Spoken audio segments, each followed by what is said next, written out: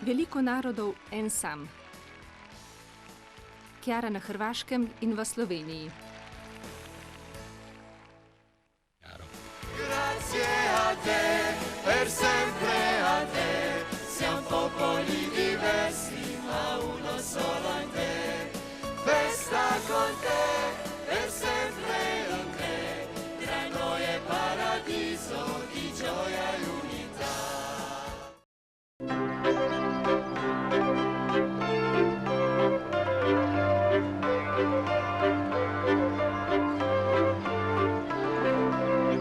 Slovenija po površini ni niti za pol Švice in s svojima 2 milijonoma prebivalstva je ena od najmanjših in najmlajših držav.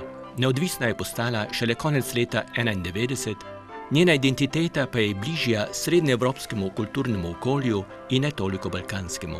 To dokazuje tudi arhitektura palač in cerkva njene živahne prestolnice Ljubljane.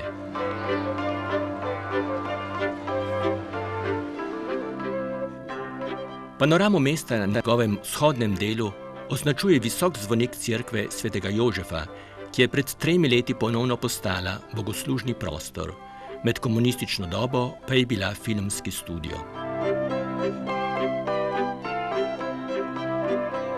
Glede na svojo velikost je svetišče zelo primerno za slovesnosti in prireditve za veliko število ljudi.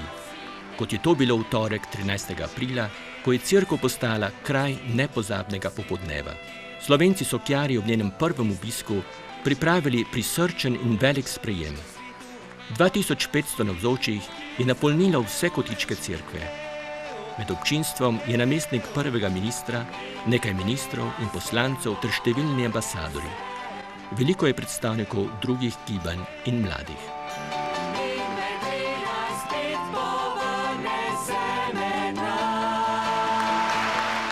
Ljudi prevzame veliko navdušenje, ko se pred oltarjem pojavijo nadškof monsignor Franc Rode, Chiara in drugi slovenski škofje.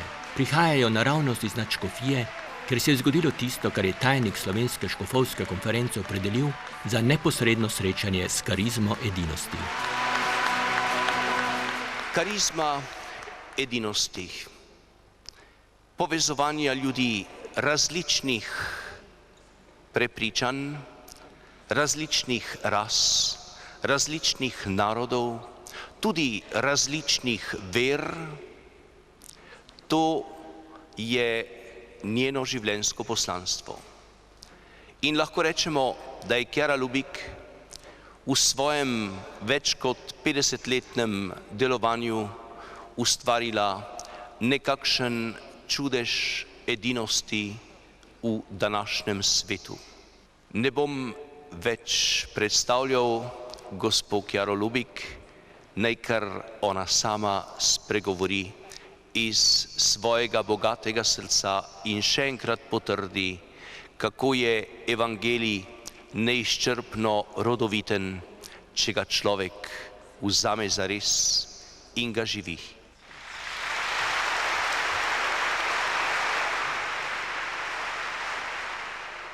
Chiara v svojem nagovoru Marija in edinost med gibanji in karizmami v cerkvi primerja Marijino življenje in nekatere točke duhovnosti edinosti, kar je kot spev Mariji, vzoru za človeštvo našega časa. Marija je živela iz Boga, iz vere vanj in iz njegove ljubezni. Zanjo je Bog v njenem srcu zavzemal prvo mesto in potem je prišlo vse drugo. Da bi v našem življenju dosegli nekaj pravega, močnega in velikega, se moramo globoko spreobrniti tudi mi, današnji možje in žene. V središče naše pozornosti ne smemo več postavljati sebe, temveč Boga.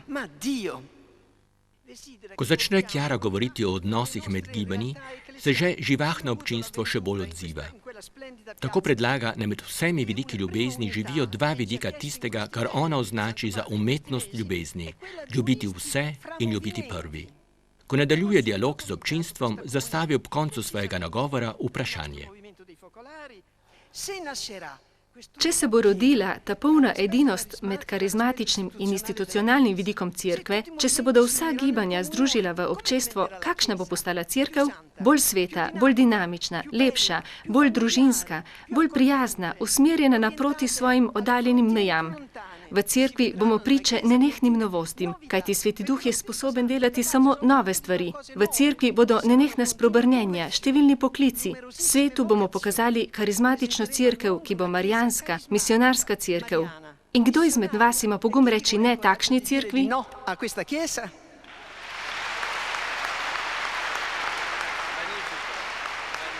Ob sklepu tega globokega popodneva želi nadškof v imenu škofovske konference predati Kjari najvišje priznanje slovenske cerkve, odličje svetega Cirila in Metoda. V utemeljitvi govori o tem, da je svojo karizmo edinosti veliko prispevala k prenovi verskega življenja v cerkvi na Slovenskem. Obisk gospe Kjare Lubik, beremo, je razlog upanja in vidno znamenje delovanja svetega Duha v tem času. Najvišje priznanje pa je brez dvoma tisto, kar so izrazili navzoči s tem, da so takoj sprejeli Kjarino vabilo, ne bodo prvi pri gradnji cerkve 3. tisočletja. V Kjarinih besedah smo čutili pristnost in svežino evangelija. Kadar ta pride v taki obliki, ljudje vedno poslušajo. In danes so ljudje res zelo pozorno in z veliko ljubeznijo poslušali Kjarine besede. Prepričan sem, da tudi z notranjo pripravljenostjo narediti, kar nam je Kjara priporočila. In pred odhodom sem ji dejal: Gospa Kjara, od danes naprej vidim, da nimajo samo papež in škofje poslanstva potrjevati v veri, temveč tudi vi, in se je nasmehnila. Vendar mislim, da je tako.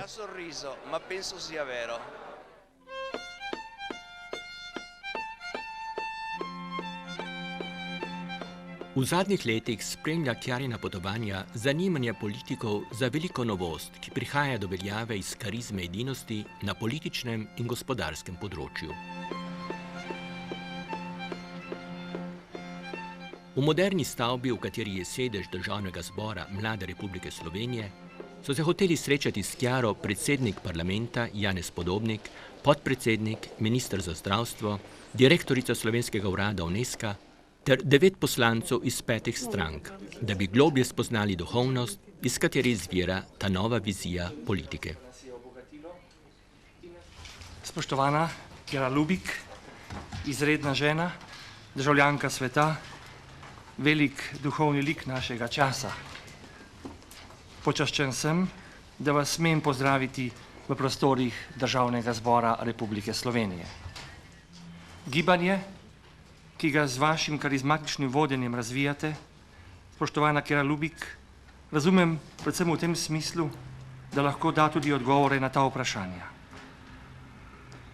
Ker smo v prostorih parlamenta, bomo z velikim zanimanjem prisluhnili vašim mislim o duhu edinosti, ki naj vstopa tudi v svet politike in želi vzpostaviti drugačne odnose med politiki, da bi kljub pripadnosti različnim strankam delali za pozitivne vrednote, v katerih je v ospredju človek.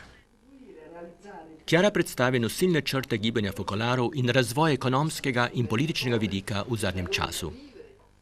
Mettere in pratica, a base di tutto, Uresničevati moramo in postaviti za osnovo vsega ter nad vse medsebojno ljubezen. Zatem biti aktivni člani na svoji strani. Seveda ne zato, da bi oblikovali še eno stranko, ampak da bi bili pripravljeni v polnosti zvesti svoji politični pripadnosti, v duhu edinosti razumeti razloge drug drugega. V duhu edinosti, ki bo pomagal doseči skupna stališča, da bi tako varovali človekove vrednote. Če smo za druge, za kogarkoli iz druge stranke pripravljeni dati življenje, bomo tudi pripravljeni za trenutek popustiti z našimi idejami, da bi vstopili v ideje drugega in razumeli, kaj je v njih pozitivnega in to podelili z njim. Če smo v to prepričani, bo prišlo do nečesa čudovitega. Takrat bomo zares služili domovini. To je telovadba, vendar se splača. Se splača. Però merita. Kajti to, kar se danes dogaja v politiki, ne samo v slovenskem parlamentu, ampak politiki svetovnega posega, samo če pogledamo naš krvaveči Balkan, jasno kaže, da rabimo drugo pot, drugo vizijo in to, ki jo danes nakazala oziroma o kateri govori Kjara Lubik in njeno gibanje, mislim, da je pot rešitve. Seveda je veliko pozitivnega, ki je povedala gospa Lubik, in mislim, da upam, da je to tudi bila inspiracija ne samo zame, ampak tudi za druge člane parlamenta, da začnemo iskati mogoče pa te rešitve in se na nek način začnemo sprehajati iz enega brega na drugi. Saj to naj bi bilo sporočilo, ki sem ga jaz danes dobil, seveda, da na nek način je treba spoštovati tiste, ki drugače mislijo, in seveda iskati v njihovih stališčih pozitivne vrednote.